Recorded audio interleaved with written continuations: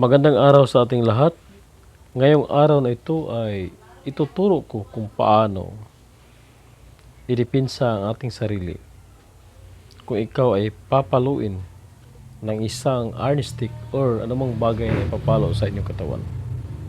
Ito po ay mga idea, option sa martial arts, paano dipinsa ang iyong sarili.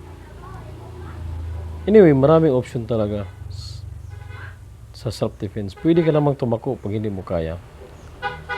Pero pag ikaw ay wala lang option talaga, nasa harapan mo na siya, pag-aralan mong mabuti ang mga strategy kung paano magdepensa sa iyong sarili. Ito po ay pinag-share ko para maidepensa ang ating mga sarili. Thank you and God bless to all.